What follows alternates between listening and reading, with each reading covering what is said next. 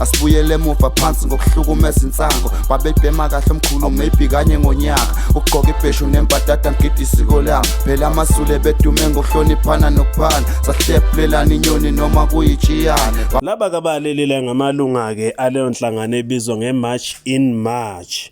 Le nhlangano-ke kuyinhlangano elisana-ke nalaba bokufika abangekho emthethweni abalapha abathatheke izakhiwo zabantu-ke ngokungemthetho. Le nhlangano-ke ilisana-ke nalabo-ke abaphetheke izakhiwo zikahulumeni bese kuba yilabo kokutholakala ukuthi-ke basezindaweni-ke zokusebenza ey'nkampanini kanti abanawo namaphepha. Lapha kusenquthu enyakatho kwenesifundazwe saKwaZulu Natal nokuyilapho-ke amaphoyisa asenquthu-ke ethatheke ababopha laba bantu athi-ke akukho emthethweni ukuthi-ke belisane-ke nabantu abangekho emthethweni kuleli zwe laseNingizimu Afrika. Lamaphoyisa kwenza lokhu nje-ke omunye kominister obizwayo ngokuthi ungwakwaSimelane besememezile ukuthi-ke ababoshwe bonke labo abalisana-ke nalaba bokufika abangekho kuleli ngokungemthetho. Bathi-ke ukulisana-ke nabo akukho emthethweni. Akhona amaphoyisa ahlalela ukuthi-ke angakwenza lokho. Ukusho nje-ke sekunesikhathi eside-ke izakhamuzi zaseNingizimu Afrika ikhala ngokuthi-ke ithathelwe-ke imisebenzi inkampani-ke iqasha-ke laba bantu-ke bokufika ngoba-ke bengenalo-ke noma-ke ngoba-ke bengenazo izikhalo kumaholo amancane abawatholayo. Lezi inkampani zalapha eNingizimu Afrika seyiqasheke abaningi bokufika abangesibo bokudabuka-ke kuleli futhi-ke abangenawo-ke amaphepha okuba-ke kuleli zwe-ke laseNingizimu Afrika.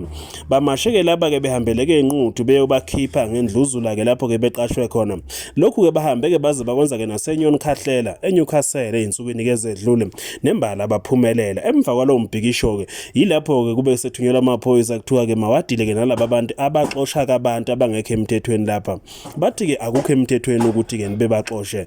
Lokhu bakwenza nje ngoba-ke befikela-ke angesibona abalapha-ke eNingizimu Afrika. Bathi-ke si-Afrika yonke sonke kufanele-ke nabo-ke bakhululeke uma ngabe-ke bekuleli zwe-ke lakithi. Bathi akekho umuntu okufanele ukuthi-ke axoshwe. Kuzokhumbuleka phela ukuthi-ke abanye-ke abadaba kwelaseZimbabwe bake-ke benza kamavidiyo ukuthi-ke abantu-ke baseNingizimu Afrika kungani bebaxosha bethi-ke mababuyele eZimbabwe kwela kubo ngoba-ke bona babaleke eZimbabwe kwela kubo ngoba-ke bebona ukuthi akusiyona indawo-ke yokuhlala. Babeke sebethi-ke umuntu-ke othi umuntu waseZimbabwe makabuyele eZimbabwe sicela-ke yena ahamba ohlala-ke inyanga noma-ke izinyanga ezimbalwa eZimbabwe bese buya sitshela ukuthi angakhona yini yena ukuhlala-ke eZimbabwe. Bathi-ke abayindawo kuleli zwe laseNingizimu Afrika nembala-ke abezukuya ndawo ngoba nanka amaphoyisa aseNingizimu Afrika eseqalile bafikela kuthiwa-ke mabangayindawo futhi kuthiwa akukho emthethweni ukuthi-ke mabaxoshwe bexoshwe noma-ke bekhishwe-ke ey'ndaweni-ke zokusebenza.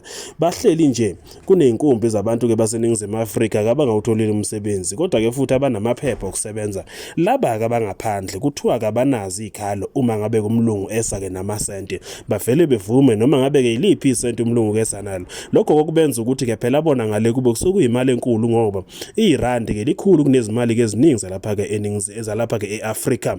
Manje asibuyele emuva phansi ngokuhlukumeza insango babebhema kahle omkhulu maybe kanye ngonyaka ugqoka ibheshu nembadada ngidi isiko lami phela amasule bedume ngokuhloniphana nokuphana sahlephulelana inyoni noma kuyijiyane.